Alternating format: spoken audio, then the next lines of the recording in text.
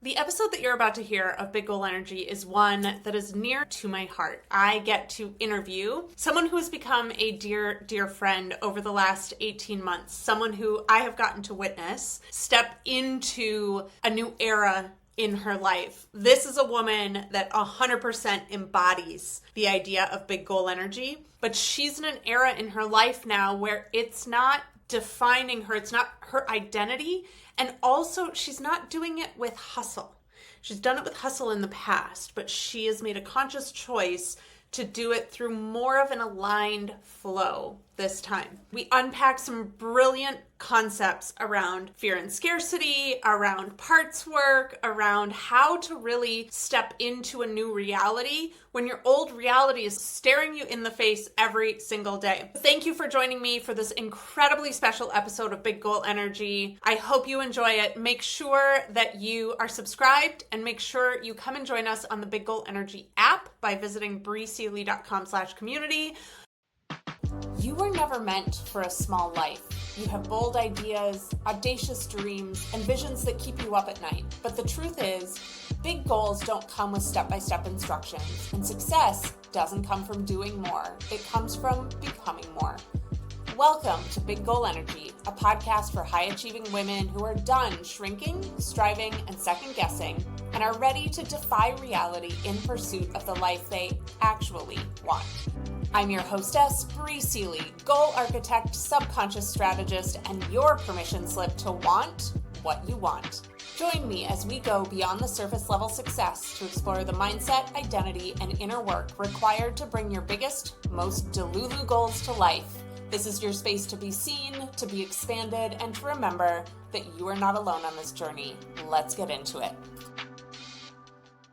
Hey everyone, Bree Seeley here. I am just thrilled at this interview that I'm about to do today. As y'all know, I don't really do interviews on this podcast, but the woman that I'm about to speak to is very near and dear to my heart. And her story to me is like the epitome of big goal energy. And so I couldn't not bring all of her to you. So first and foremost, big goal energy-ers. I'm still playing with a name for all of us. I'm still playing with it. But please help me welcome the incredible Jenn Rodriguez from The Evolution of Her. Hey, Woo! love. Yes, I hear the hand claps. I hear it. Love it. Well, hello. Hey, sister. How are you this morning? Good. Nice and quiet morning. I've got my window open, which is lovely. Very nice change from where we've been. Yes. And I got my cappuccino in hand and just, feeling good. Yes, I did my first AM walk. Like as the sun was coming up, I got out this morning and walked, and it was so phenomenal. I'm like, winter is my kryptonite. I'm so excited for spring. It's happening. As I was walking back to the shed this morning with my cappuccino in hand, I stopped. We planted 2 trees like about a year ago-ish. They're starting to just get like the teeniest, tiniest, like little buds on them. And so I was like stopping and just admiring all the teeny tiny amounts of like little new growth that's coming, and feels very apropos. And I feel like I think you're in a similar spot as like springtime within ourselves as well, that there are new things emerging.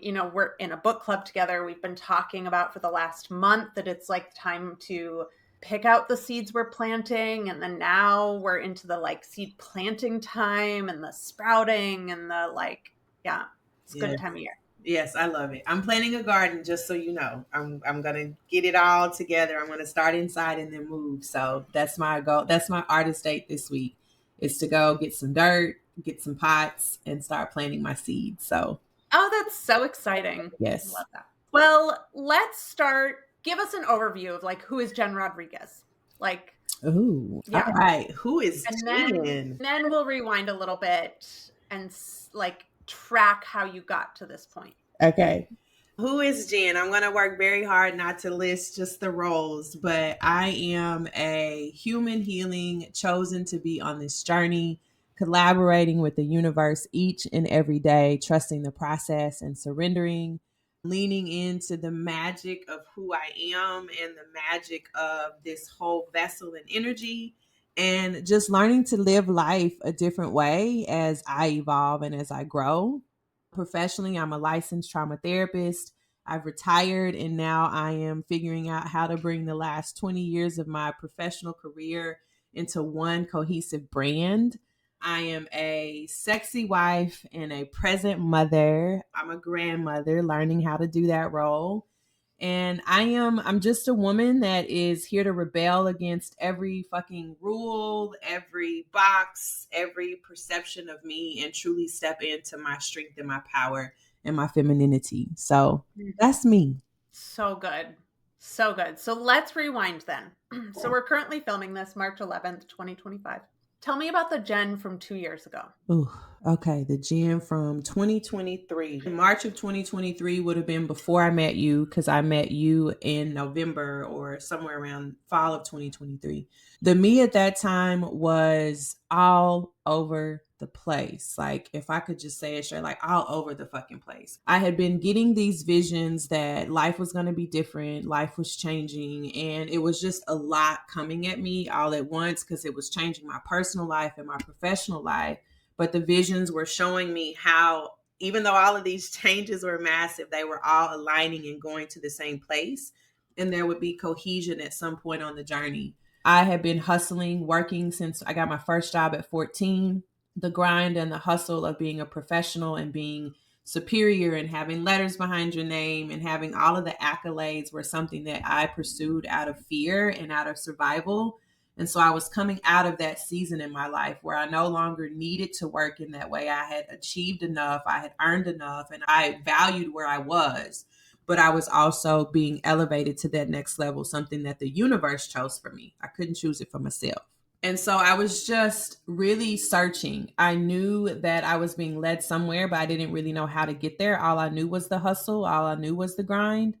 And then I found you and your community and the community that I'm a part of now. And that was the first space I had ever been in where I heard people communicating and talking about rest and prioritizing and managing your time and not hustling until you're exhausted and you're literally dead, because that's how I felt in many of those seasons. Like, externally I produced a lot of great things, but internally I didn't feel what I wanted to feel. And so when I met you, I was at a season where I could really look at my life and say, I'm happy. Like, I have accomplished what I wanted to accomplish. All the things I committed to myself that I would not become, I didn't become. I have a beautiful marriage. I have a beautiful family. Like, if not now, then when? Like, if I don't take that big risk now and do the thing that I don't think is possible, will I ever do it? Mm-hmm. And then here you came into my life and you shed some light in a lot of different areas that were perfect timing for me. Sorry, not sorry. Just kidding. There were some really, really, really interesting things that you said in there. I want to unpack some of them. I'm taking notes so that my squirrel brain doesn't forget.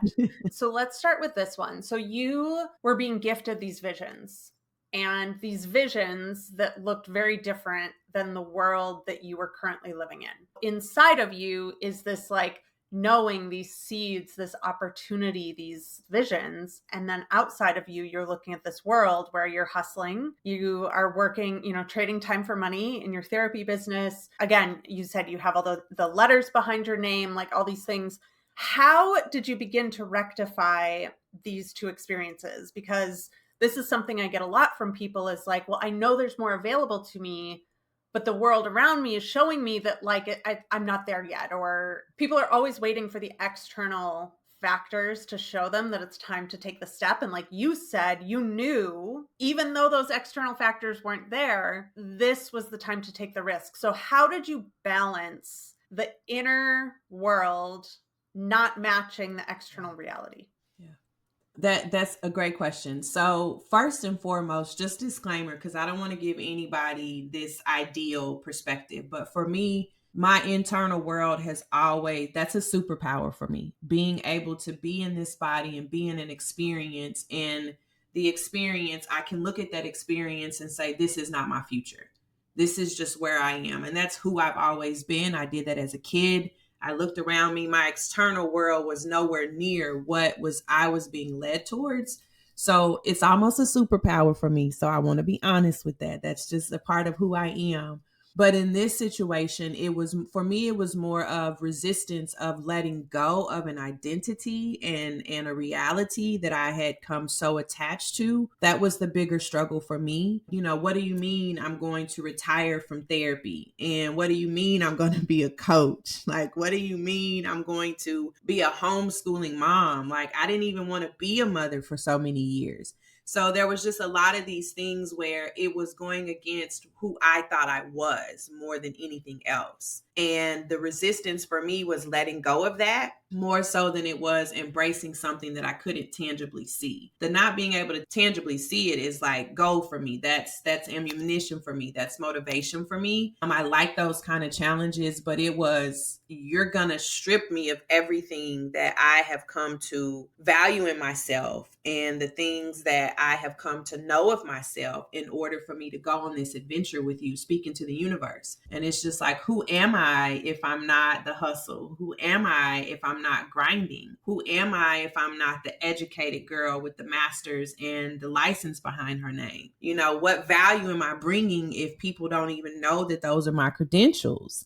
So that was what was a bigger struggle for me. And that just was a lot of meditation, a lot of prayer, a lot of self-management. The awareness is great, but if I didn't manage that awareness, I would have just kept myself stuck in that box. But a lot of self-management and pacing myself, you know, knowing that the universe was ready for me to be somewhere that I was resisting, finding that grace for myself when I wasn't taking the action, when I was sitting in that resistance, and when I knew I needed to be doing things, but the fear was keeping me from that. And I still go through that today. But self-management, just really checking in with myself and asking myself the question. I started questioning everything at that point. Just why, okay, this is who I am. Says who? In what way? You know, how does that speak to the depths of who you are, not just this ego identity? So I started questioning everything, and like everything was a why.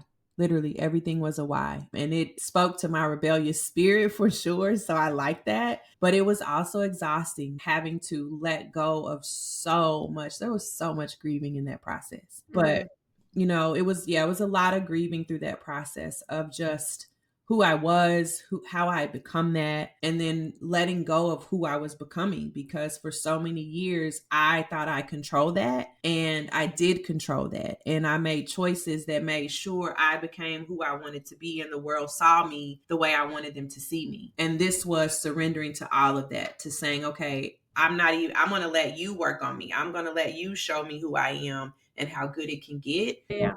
I want to go back to one thing you said quickly. You said that you reframed basically that when your reality outside of you doesn't match the vision inside of you, that becomes fuel for you. Mm-hmm. So I just want to put a pin in this for the listeners. A lot of us have a tendency to become victims to that.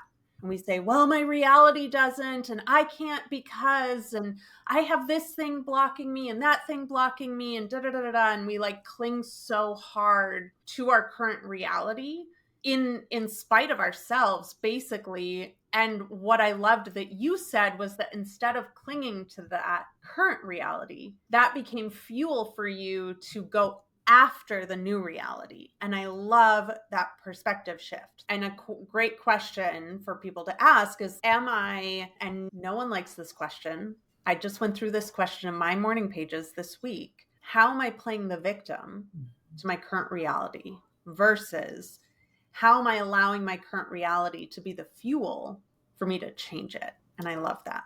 Okay, but I want to get a little bit deeper because and this is one of the things that I don't think people quite understand about me as having been the entrepreneur coach for so many years, is that this identity piece is, and I've done episodes on it before. In fact, I'm glad we're talking about this because I was just thinking, I'm like, oh, I need to do another episode about identity. Mm-hmm. That identity piece is what blocks most people from reaching what they want to reach.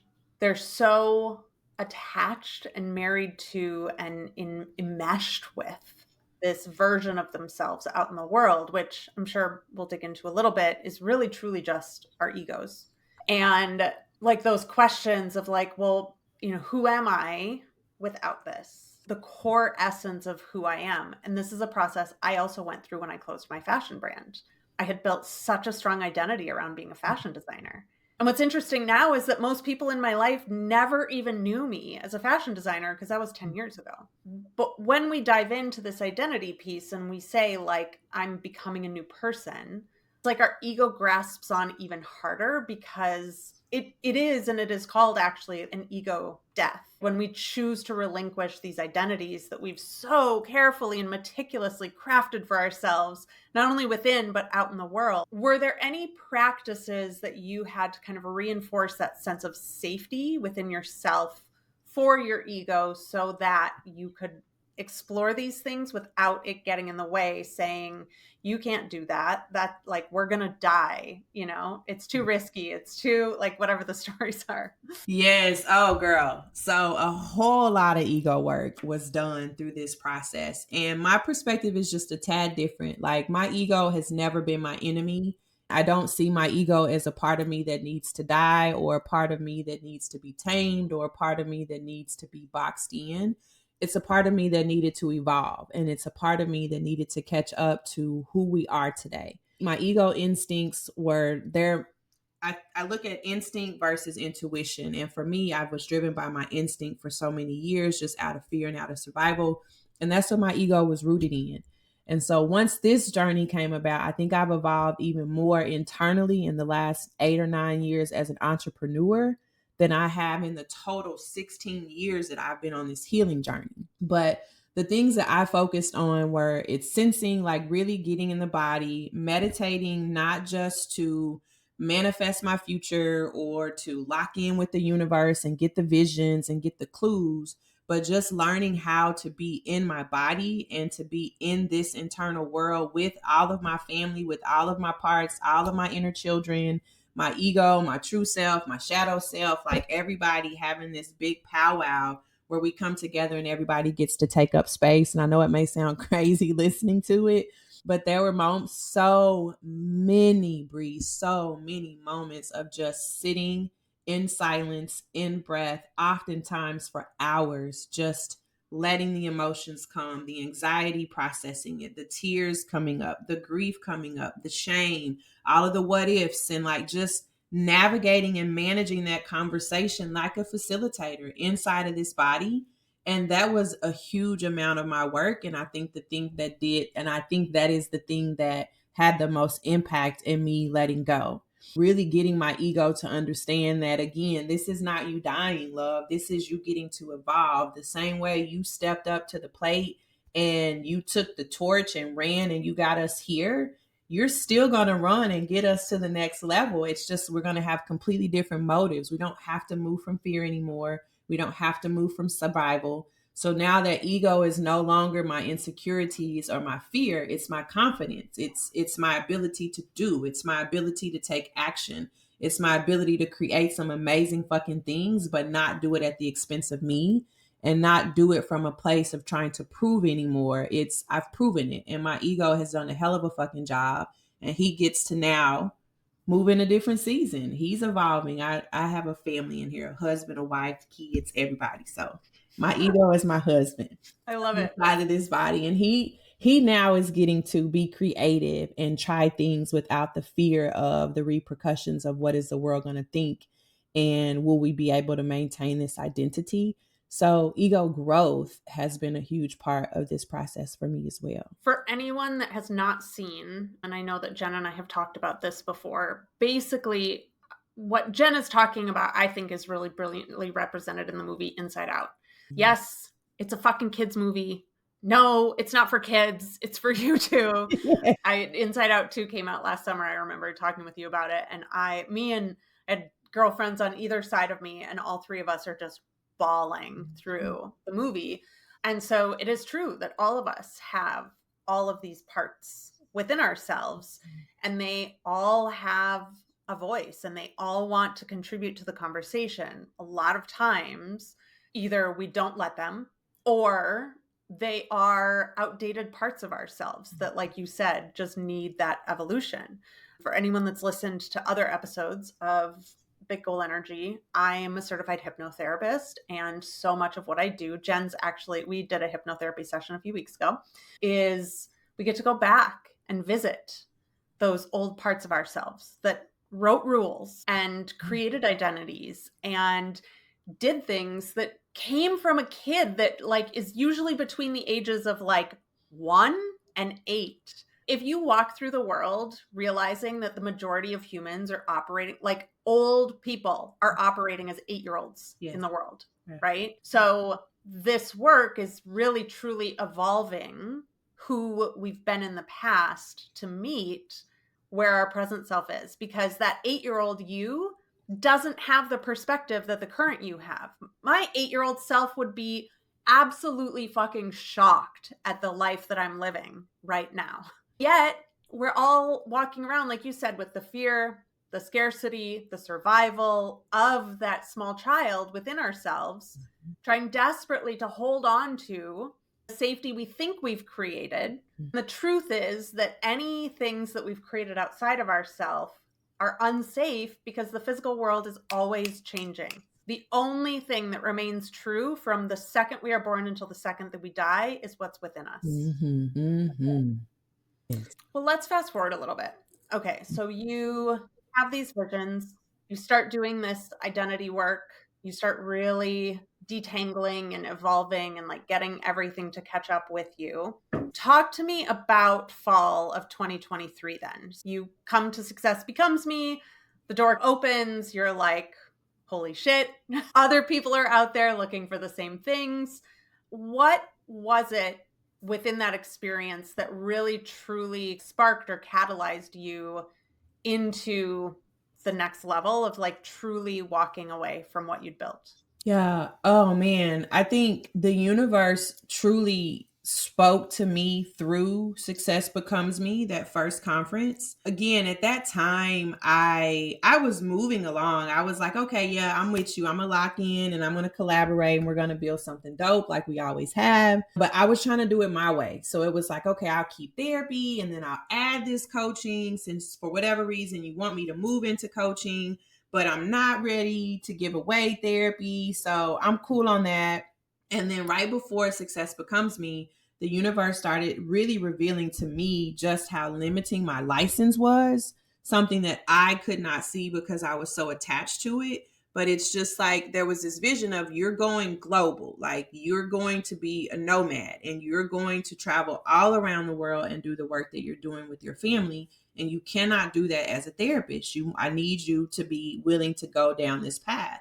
And so coming into Success Becomes Me, I had gotten some spiritual ass whoopings is what I like to call them. And literally right before, oh my God, Brie, literally right before I came in. So, okay, I think the timeline was I found out about the state of Oklahoma and some laws that they were changing. And those laws went against every single ounce of my integrity as a professional. And I'm just like, I'm not doing that. And to me, pausing the universe is like, you're right, you're not doing that. So this is how this relates to what I'm doing with you. You need to let it go. Then I had a crossover where a coaching client and a therapy client knew each other and there was a confidentiality issue. And I navigated it the best way that I could, but that was the first ever in 14 years of practice that had happened. Again, the universe was slapping me left and right, like, bitch, you are going to listen and you're coming at some point. So then when I walked into you, it was just like I had reached out to a colleague my husband had connected me with. She was like the networking guru and she's going to get you in all these spaces and, you know, I can put you in front of all these people. Great, great, great. And I'm with her. And to me, it was just another aspect of fake and phony. And I'm just like, see, all the more reason why I need to stay where I'm at, because this is not the space for me. These people don't get it. Nobody is moving from integrity. Nobody is moving from truth. Nobody is truly creating change. We're just swimming in these buckets and I'm not interested in that. I'll stay where I'm at. Fast forward, girl, and I think I've told you the story. I get up the morning of your conference. I have bought my ticket. I got everything and I'm like, oh man, why did I say yes to this? I don't feel like going to this. This is going to be more of the same old BS. Ain't nobody really doing nothing. But I'm going because I'm trying to lean into this thing and trust the process. So I load up my whole little bag. I got all my laptop and my notebooks and my snacks and my teas. I'm going to sit here and I'm going to get some work done. I'm going to get all of my admin stuff taken care of. So I walked into I had to drive from Broken Arrow to downtown Tulsa in traffic, mad and angry and bitter and bitching the whole way. Like, why? Get down there and I can't find the parking. I can't find the intro. So just like compounding on me why this is all stupid and why I just need to stay where I'm at. I walk into the conference and again, really trying to just resist all of the resistance in me, like trying my best to grab a hold of the wheel. And there was a part that was like, we're just going to sit in the back and nobody will even know we're here. And then I think I saw 3 people that I knew from my chase days as soon as I walked in, which moved me into connecting with people immediately. That was the universe, absolutely the universe. And so I said, okay, we're going to sit up front. I grabbed the table. Just so happened it ends up being the table with a lot of the other speakers and MCs of the day. And between your opening and the mystic lady, her talk, I was so completely open after the 2 of you hit the stage that it was an open that there was no way to deny that the universe was moving in that space for me, because I was so resistant and so adamant. And so this is not it. And it was it. It was it. I think there's some sort of quote somewhere that's like either everything is is the universe working or nothing is the universe working. And what I love about that story is that it was just like, no matter the like fucking temper tantrum that you put up and that like inner part of you that was like, this is bullshit, right? And like, I mean, come on, how many times have we all done that? I know, like, oh man, I've done that so many times. And the universe was it was like a patient parent that was like, come on, you're going to have fun. I promise. I know what I'm doing. And I remember you walked up to me. I think I had either just gotten off stage or like Danielle had just finished up and I was telling everyone to take a break or something. And you walked up to me and you just like started crying. And then I think I started crying and you were like, this is exactly what I needed. And it was just such a magical moment. So the universe broke you open and showed you continuously like what you didn't want and where it was leading you. So it can be really hard in those moments to then be like, okay, so this conference is over. Like, now what? I'm still waking up every single day in my reality. I still have to on Monday morning face all my therapy clients. I still I don't have income coming in from this new business yet. It's that like you're then almost straddling these 2 worlds, 1 foot in the new world, 1 foot in the old world. How did you navigate that? How did you keep getting up every day and continue to pour more energy into your new world than to let the old world kind of like suck you back in? Yeah. Fortunately, by the time I met you, I believe I had an end date to therapy. No, I take that back. I did not have an end date to therapy. You pushed my hand on getting an end date to therapy. What I had was I had stopped accepting clients. That was like my first bridge of, okay, I won't accept any more clients. I'm only going to work these days. I'm at capacity. These clients are at least going to be in need for another 6 months. These clients are going to be in need for about another year. And these clients maybe a year and a half. And then I think at that point, I'll be able to so I had stopped accepting clients, which was a huge step for me. So immediately after the conference, there was this awkwardness of, okay, I want to reach out to Bree, but am I reaching out to her as her friend? Am I reaching out to her to hire her? Like there was this draw towards you. And I just, again, the universe is moving me and I don't know what, because I'm not one to start new friendships. I'm not one to meet new people. Like I like my space. I'm an introvert and I'm good. So it's like, you got me out here networking. Like, what am I calling her for? Am I calling to be a homegirl? Am I calling to hire her? Like, I can't afford her. Like, what am I doing? Right. And so I think we met for coffee. And when we met for coffee, I had no idea where we were going. I didn't meet you for coffee with the intent of hiring you. I met you for coffee feeling like that's the next thing. I've met somebody. It was a great contact. It was a great experience. I'm supposed to follow up, schedule a coffee. And then from there, I guess something will happen. And so I did that, just being led, inspired action.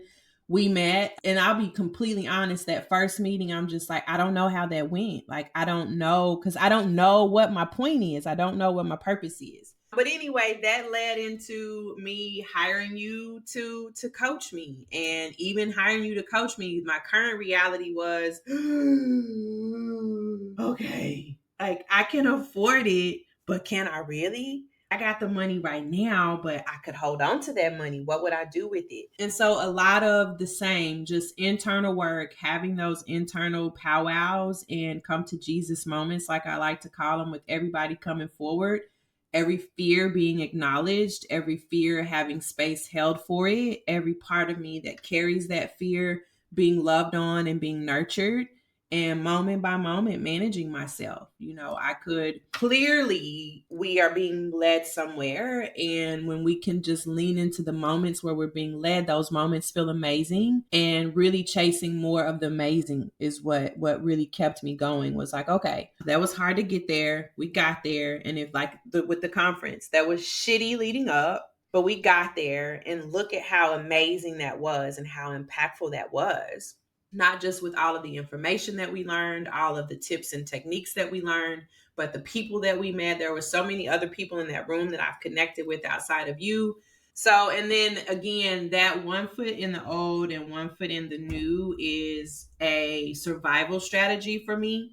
And like you saying those words right now is the universe speaking through you, in my opinion, because that's how I performed before. In my early teens and in my early 20s, everything was 1 foot in and 1 foot out. Like always looking for the next thing, always trying to find my escape, whether it was a relationship or a job or whatever, never wanting to be stuck. So scared shitless of getting tethered down to somebody, and so that was my MO all the time. And so when I got to that point where I was doing coaching and therapy, that vision and that revelation came up that, love, this was how you've always functioned. And that is a part of you that we need to work on and we need to evolve, because I need you all in. This next season of your life is not about compartmentalizing. It's not about it's not about code switching. It's not about any of those things. Every single space that you're going to walk into in your future, you're going to walk into that full and expansive. And I need you to get on board with this. So that was, and then not long after that, I hired you and we started working together, and you were just like, I need an end date by this day. And girl, talk about ego going bananas, parts going loco. Like inside of here, it was complete and utter chaos, because that was another level of commitment. That was another level of being all in. And that was another level of saying yes. And it was scary as hell. But again, my superpower is kind of just turning all of that into fuel. And just again asking why, like, what are we afraid of? And instead of focusing on, I held space for the things that I was afraid of. But then on the other side of that, the same way I would sit in meditation and deal with all of the negative stuff, I would sit in meditation and dream. And it's like, okay, now we've gone through all of the fears and all of the worst case scenarios, but what are the best case scenarios? Like, what could possibly happen if we really go through this and we explore this? What could become of it? And what kind of life could we live? And not only what could we live, but what would we want to live? And so I started doing a lot of visualizations around that time, which were things that I hadn't really incorporated into my spiritual journey, and a lot of manifesting work around that time. And all of those things started to help just kind of release that fear. Love it. I have more questions about that, but I want to, again, highlight something that you said, because oftentimes when we think about like, oh, I have this new vision. Okay, then I have to just like close the door and shut down everything I'm doing right now to like go towards this new thing. And what I talk about in Permission to Leap and in general is everything is a journey. So what I love is that you knew that it was time to walk away from therapy, but what you did was you gave yourself a runway. So summer of 23, you said, I'm not taking on any new clients. That was the first step. Then, 8-9 months later, I was like, pick an end date. right? That was the next step. And it wasn't tomorrow. It was, this client's going to be with me for 1.5 years. That's going to give me 18 months to phase them out. And then by that time, I'll be 100% into the new reality. So for anyone listening, I just ask you, what does it look like for you to give yourself a runway? And what are some decisions you can put in place now that are going to help you get there? That's not you paralyzed because you're trying to burn all the boats and like strand yourself on an island with no resources. What is one step you can take today? Define what that runway looks like for you so that you know when you're at the end of the runway and it's time to go. So when you're doing this parts work, like you said, like chaos inside, all these fears popping up, a lot of people I talk to, those fears basically like take the keys to the car. They let the fears drive and they let them just have full reign. If you're listening to this and thinking, I wish I had more people in my life who just get it, you're not alone. Big goal energy women are rare. We're the ones dreaming big, defying norms, and refusing to settle. And that is exactly why I created the Big Goal Energy app. But it's more than just an app. It's a community, a safe, supportive space where ambitious women like you and me can gather, grow, and go after our biggest goals without judgment. Inside, you'll find real-time conversations, powerful tools and resources, and exclusive content you won't get anywhere else. And yes, direct access to me to support you on your journey. Whether you're building, dreaming, shifting, or scaling, you don't have to do it alone. Come join us inside the Big Goal Energy app and surround yourself with women who dream as delulu as you do. Download the app now or visit breesealy.com/community to learn more.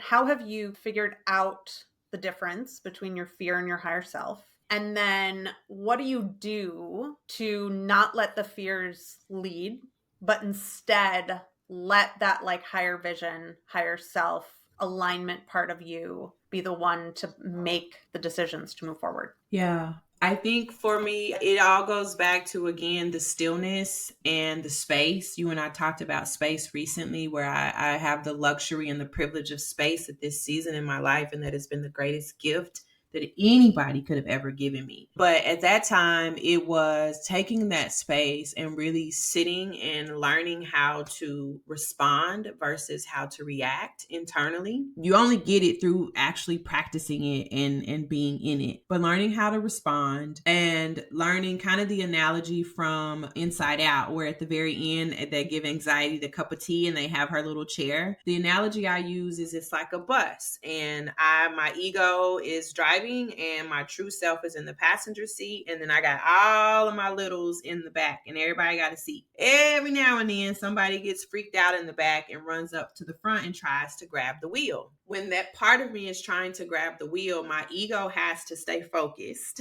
and my true self then gets to come within. So that protector part of me is making sure we survive this and that I can take that space and that it's not going to be detrimental to everybody. And then it's literally a matter of holding space like a nurturing mother. I give them the time. I'm patient with them. I hold that space. And then eventually I get them back to their seat. I get them buckled in. I get them a snack. I get them a juice pack. I get them their iPad. I turn on their movie. And now they're settled. And then I now get to come back to the front. And so that is work that is constant for me, because even 16 years later of being on my healing journey and 10 years of doing parts work, it doesn't mean that I don't have the struggles. The fears still pop up. The doubts still pop up. The old memories still pop up. But as I get through and as I heal and evolve, how we react to those and respond to those continues to evolve. So a lot more of just meditating and sitting and listening and truly, truly having dialogue and conversations with myself and truly establishing a solid relationship with myself. Those are the most powerful things. And then as far as just like my fear versus my true self, I won't say that my true self doesn't have fear, but my true self is one between, I live now where I have instinct and intuition, ego and true self. And so having that balance I think we want one or the other. We're either hardcore in our ego because we're survival, or we're like, fuck survival. I just want to thrive. I want to be soft. I don't want to have to do anything. I just want to live in my feminine energy. And it's like you need both, because if you can't survive a thing, you're never going to get the opportunity to thrive in a thing. And so learning how to balance those two energies and co-lead from those energies has been the most impactful for me at this season of my life. Ego dominance was great at one season. I built some beautiful shit. But what I'm building now is a completely different vibe. It's a completely different energy. And it requires both to be fully engaged and both to be fully present. So the question that comes up for me about that is how so? So you said it's a different vibe and a different energy. So walk us through, like, how is it different?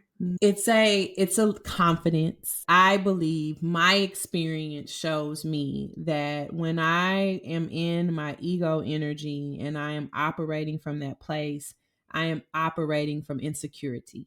And most of us think when we are operating from ego, we're operating from some stance of confidence because we're taking action and we're doing things. But my ego was one of the most insecure parts of me, and my ego was activated by all of the memories and all of the fears. And so now moving into a season where I'm more balanced, I won't say I'm all the way there, but there's a balance inside of me. I can walk into a moment and feel fear and not be consumed by it. I can walk into a moment and have doubt and not get stuck in it.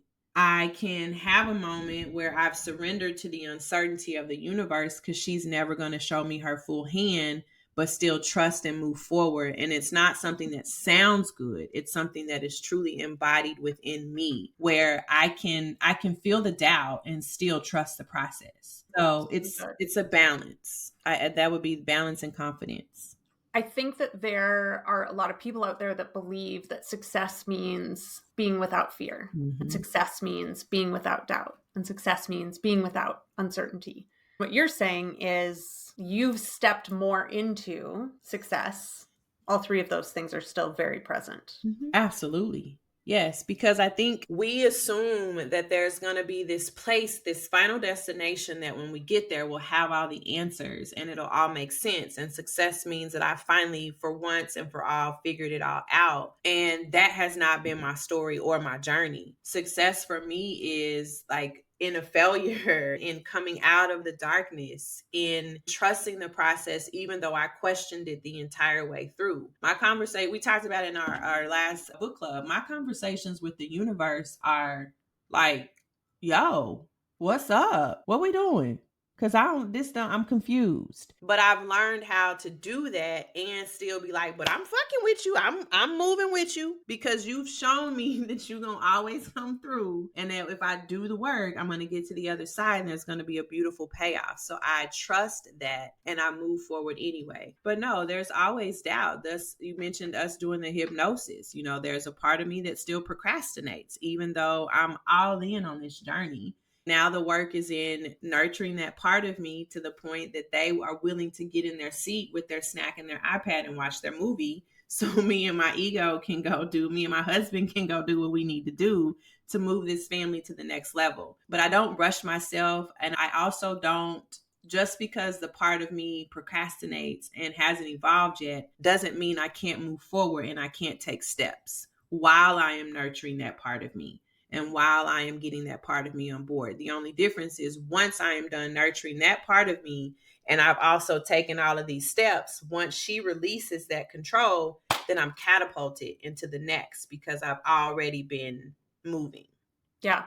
I find really interesting too is this idea. So a lot of people make their habits their identity as well. And what I haven't heard you say is, I am a procrastinator.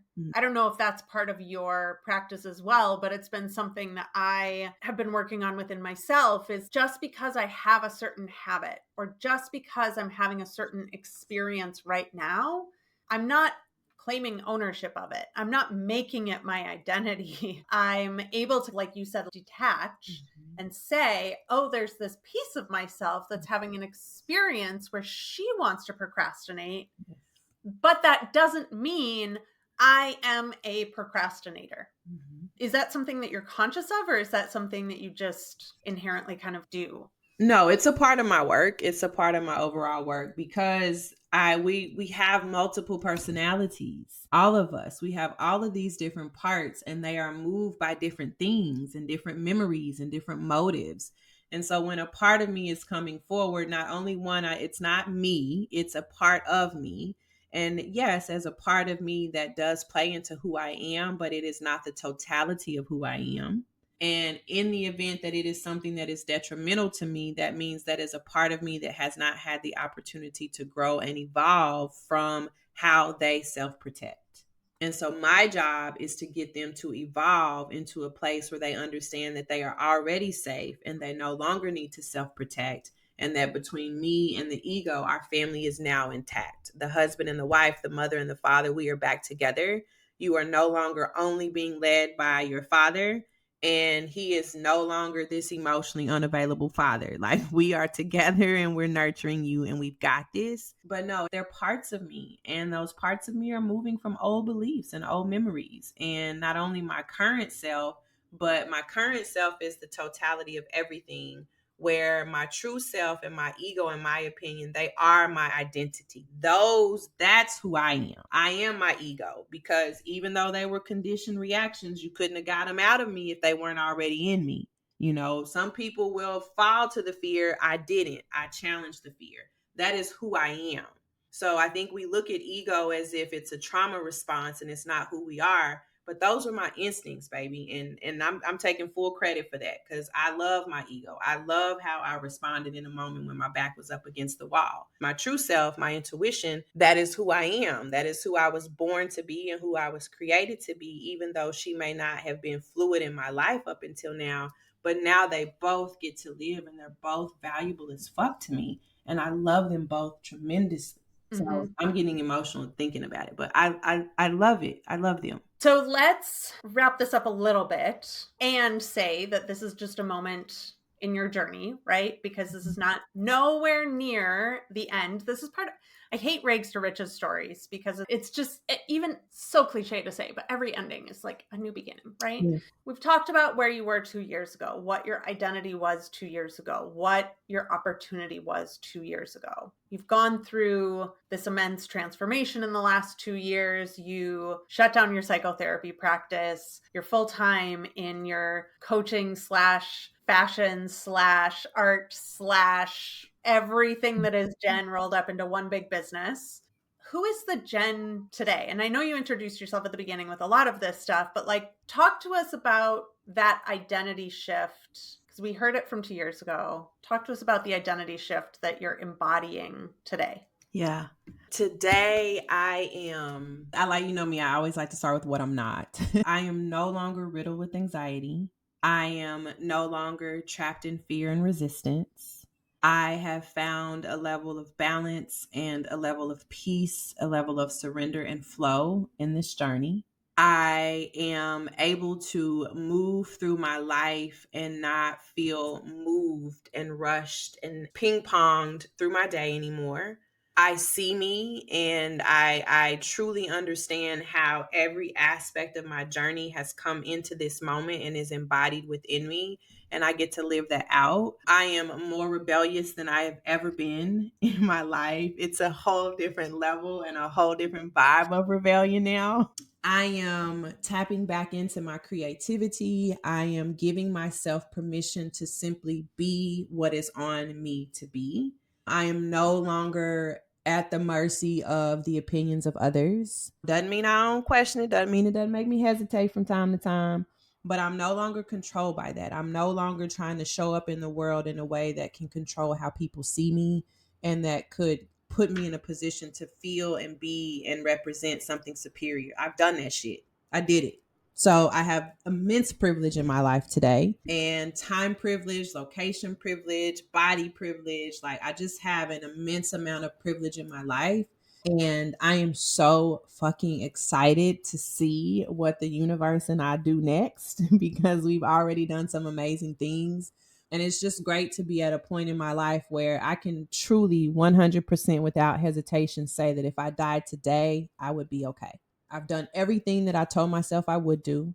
I made sure not to become or do the things that I said I wouldn't become or do.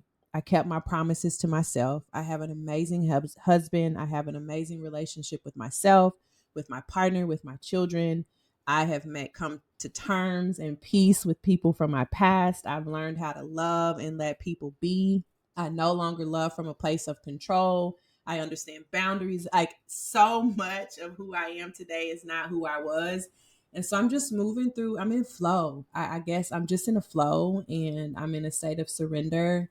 And I'm really excited to see what comes next. I'm no longer chasing, I'm no longer hustling and grinding. Doesn't mean I'm not ambitious or that I have these great things that I want to do, because I will complete the mission that the universe chose me to create and to complete. But it's just an internal slow. Even if my day is chaos, internally I'm slow. And that wasn't the case. It was externally, it was chaos, and internally, it was chaos.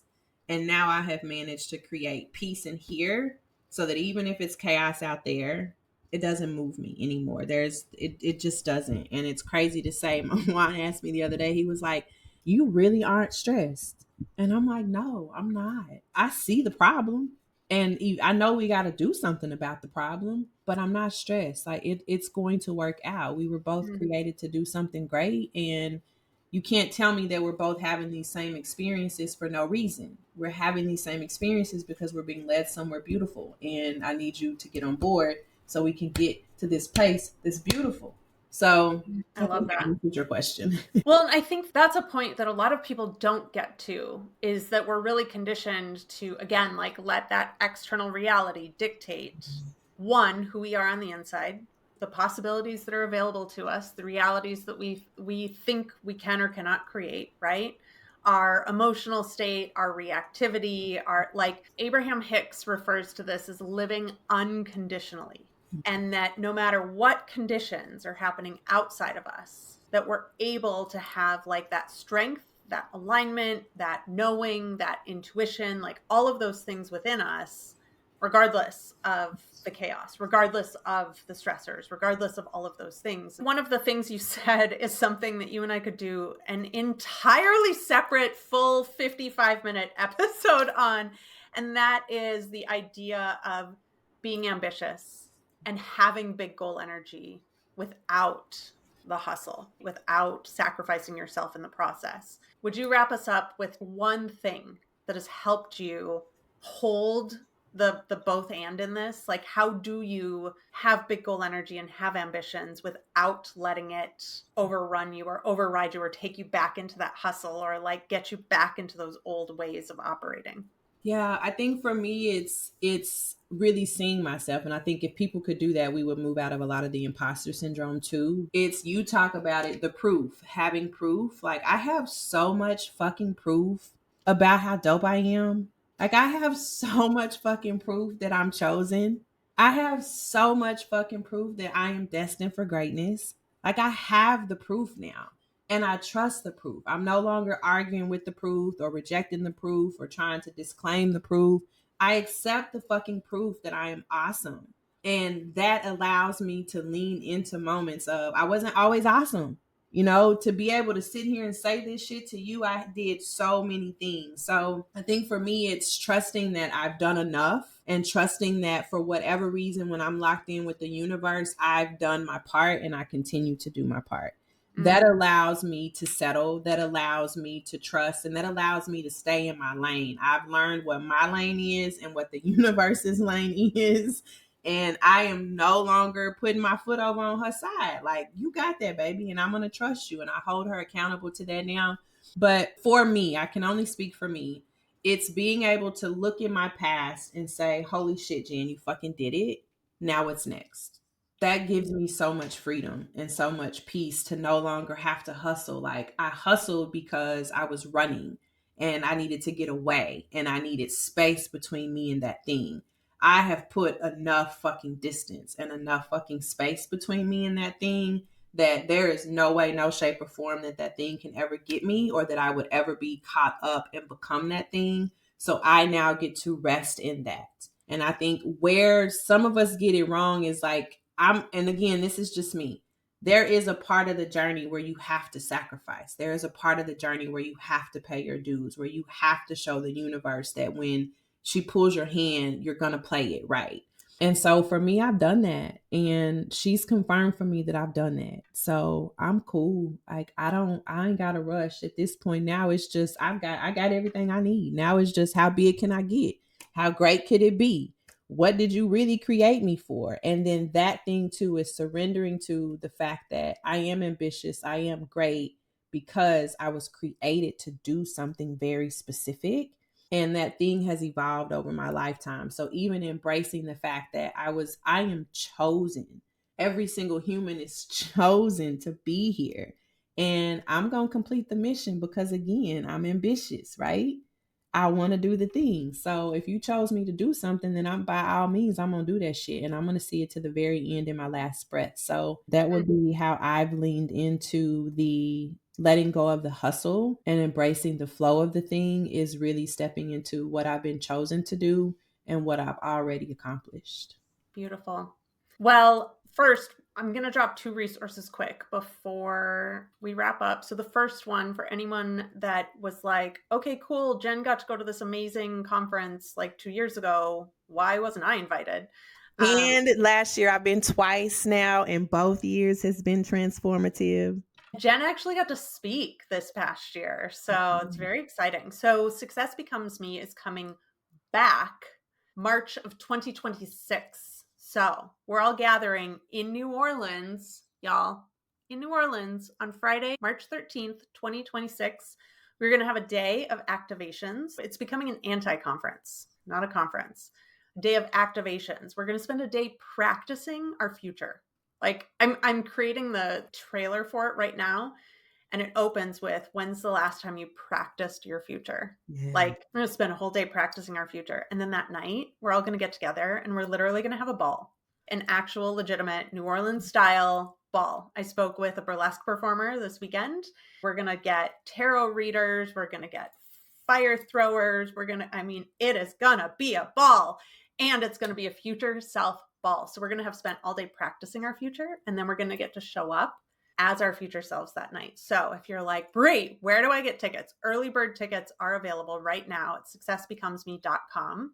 There is a limited number of early bird tickets. So if you're like, this is my jam, yeah, I get that it's a year away, get your fucking tickets. We've already sold an 1/8 of the tickets. Wow. Yeah, we sold an 1/8 of the tickets 18 months before the event. So you want an early bird ticket, prices will go up. So grab your early bird ticket, successbecomesme.com. Secondly, I want to invite you all to the new Big Goal Energy app. Hello. Yeah. It's already ready? Well, so as of right now, it's not already ready, but by the time this episode comes out, so y'all are listening in the future. In the future, it will be out already. Okay, got it. You can visit brieseely.com/community. It's on iOS, it's on Android, and there's a web version.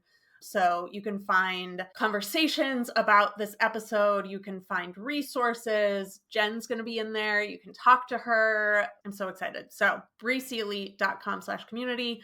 Thank you, Jenn, so much. I know that we've said this to each other many times, but like, I'm just so grateful that 18 months ago, our paths crossed and that you came up to me. I still vividly, I don't remember much from that first Success Becomes Me because my body was shut down and I was in fight or flight mode of just mentally and emotionally. I vividly remember you coming up to me and standing in front of me and telling me your experience within the first 2 hours of the conference. And I'm just so grateful that I've been witness to this identity shift within you and been able to even lend just like a little bit of inspiration or perspective on this journey, because I also know that you're destined for greatness. And I am incredibly honored to be one of the humans walking beside you in your journey towards that greatness. Like, it's just been so cool to witness this evolution within you. And I just want to say congratulations. So if you need more proof for your list today, you can just write this down as part of your proof for today. I will do that, love. Thank you for showing up in all of your gifts, just as the universe intended you to show up for me, being authentically who you are. Because if you were not that, it would not have worked. So I appreciate you, sister. For anyone who's listening, if you're not yet subscribed, make sure to hit the button on whatever platform you are enjoying this episode on. Thank you all so much for joining me and Jen for this week's episode of Big Goal Energy. Go out, y'all, and claim your vision. Yes. Just claim it. And I promise it's going to be messy, but I also promise that women like Jen and I are going to be there if you need guidance or encouragement or support to help make it a little less messy for you. Because I will tell you, it's fucking worth it. Absolutely. Absolutely. I wouldn't have it any other way. Same. Thank you. Thank you, love. If this episode lit something up in you, share it. Text it to a friend, post it to your stories, or leave a review because Big Goal Energy is meant to be felt far and wide. And if you're ready to go deeper, explore the tools, hypnosis sessions, and support because your vision deserves more than hustle, join us on the Big Goal Energy app by visiting your app store and typing in Big Goal Energy. Your vision, your goals deserve alignment, ease, and your fullest self behind them. Until next time, trust yourself, dream bigger, and never forget, you are here for greatness.